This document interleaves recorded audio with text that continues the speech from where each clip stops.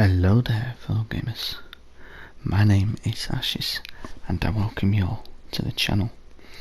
Today we are playing GTA 5 online, and this is another reading ASMR. So we are currently just outside the airport, and we're going to be taking a ride in our limousine to the casino again. Just come back from Liberty City. I was on business there, and I've just returned back to Los Santos. And what better way to travel than in a limo? So I believe if you don't put a waypoint on, the limo will take you directly to the casino. So that'll be good. Let's see if it's right. Anyway, so we're reading today. Going to be continuing with Far Cry Absolution. Now, just to remind anyone watching who aren't familiar with the book with Far Cry, this book, the story takes place before the events of Far Cry 5. Some characters from the game Far Cry 5, I should have said that before, it's the video game. Some characters from there are in this book, such as the bad guys, the father, John Seed. I'm not sure if Faith and Jacob Seed are in this. I've not seen them yet. But we've also got Mary May. In the video game, she is the lady who works in the bar, and you do that mission for her to take back the truck, that Widowmaker with the guns on it. Fun truck. But anyway, let's open our book now. In this recording, you will see some players attack me a bit later on. I get revenge on them later on, and I'm going to include that in this video. I'm not going to have the sound playing, of course, because it's ASMR, but you can watch the clip. It's only about a minute maybe, but anyway, so let's get to the book now. We left off last night. The characters Will and Lonnie, they found Mary May, they caught up to her, and I think they were planning to intercept her, just to talk to her, try and bring her in. But then they heard some shooting, and it was John Seed. He and some men were tracking down Lonnie and Will, and so we're going to be continuing from there now, and let's see what happens. Let's begin. Will made it to Lonnie just as he pulled the trigger. Will bowled him over and sent him to his back. The rifle came loose from his hands, and Will watched it skitter atop rock for a moment, then fall over the edge of the ridge and disappear.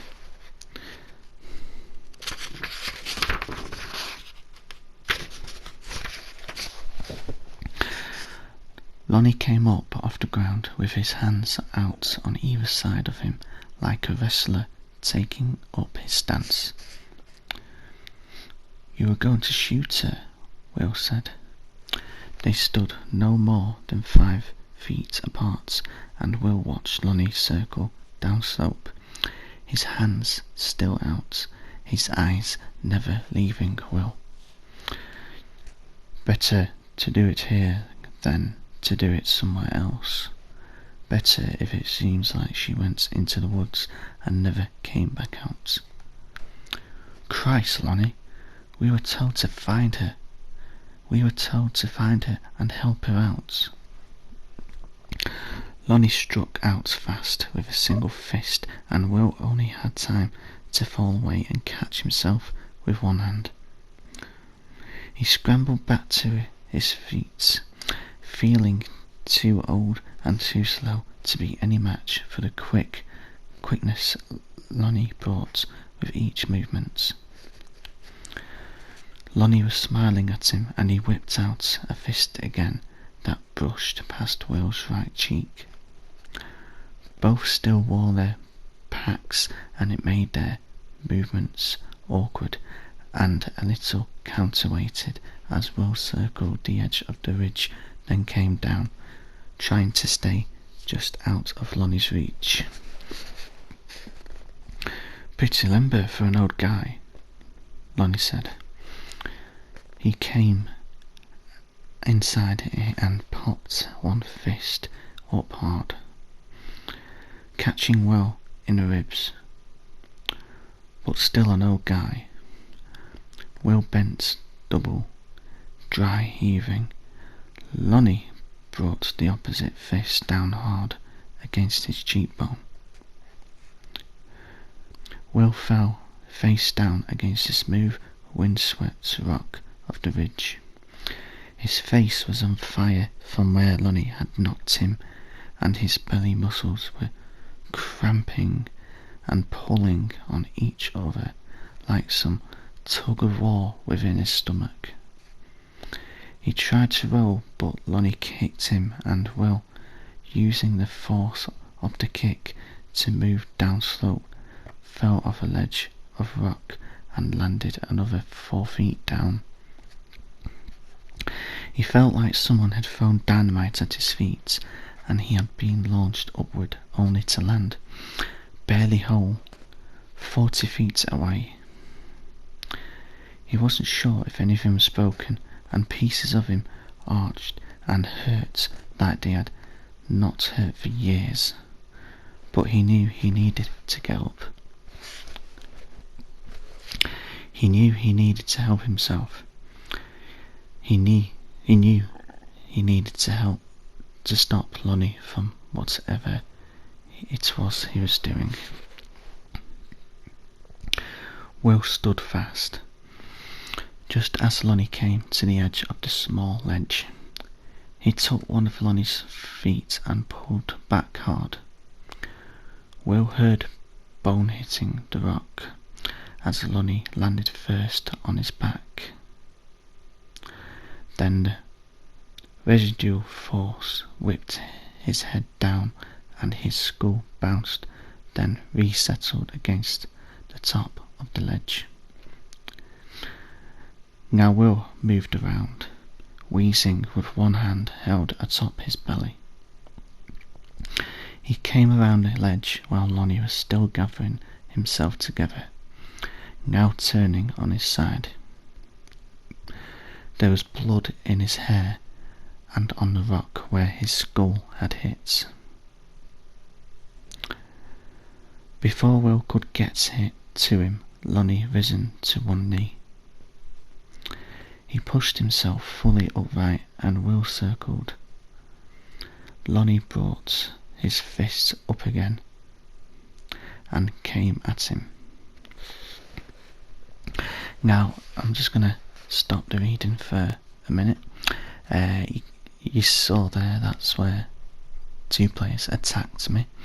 So, you can see here, I've just got my phone out and I'm calling Miss Baker for another limo ride. We are close to the casino, but I just want to complete the ride, to be honest. But anyway, let's continue with our reading. Bugger, I forgot where we were now. Here we go. Okay. There were loose rocks nearby that Will fought to reach for, but grabbing for them would put him again within Lonnie's reach. Will backed as far as he could. He was moving toward the edge now, and Lonnie moved after him. Blood was wet against the side of Lonnie's neck, where it had fallen from his hairline. Will looked again behind him, but he could see nothing to stop himself from going over. The rifle was down there somewhere. 10 feet, 50. He turned again, inches from the edge. He could see the rifle now. It had landed on a small outcropping 3 feet down. Will began to move, but in that instant, just as he decided this might be his only chance, Lonnie swung his right hand, striking out as Will tried to duck and move for the rifle just below. The fist would have struck him if he hadn't decided just a half second before to go for the rifle. But as it happened, with Lonnie already off balance, already woozy and bleeding from the back of his head, he went over. Will turned just as the fist passed by him.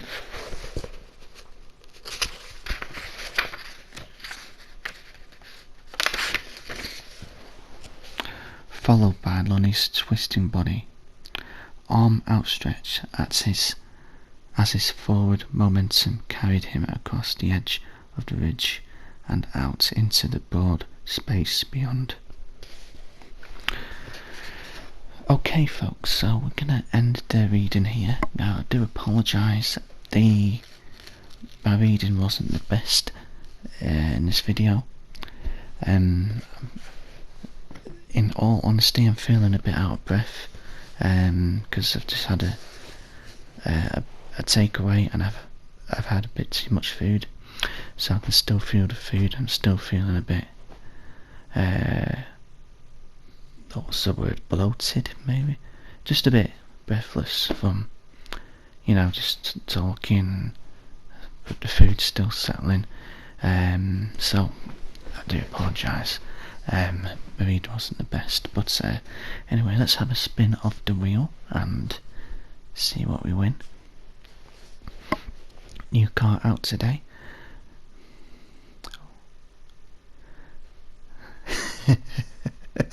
Ah, that's annoying, but 50 grand, that's okay. Yeah, 50 grand. It's not complaining, at least it's not RP.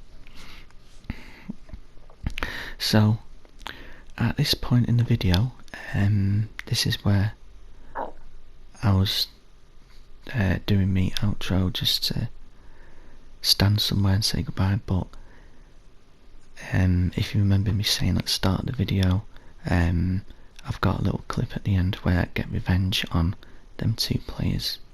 So this video is going to cut out, it's going to end any second, this clip, and we're going to be outside the casino. Okay, here we go. So there are 2 players, 2 green guys below, and I'm just trying to blow them up. I think I blew up his car, but they got out. So I'm just trying to manually aim at them now, just to... There we go, 1 down. Oh, I just crashed.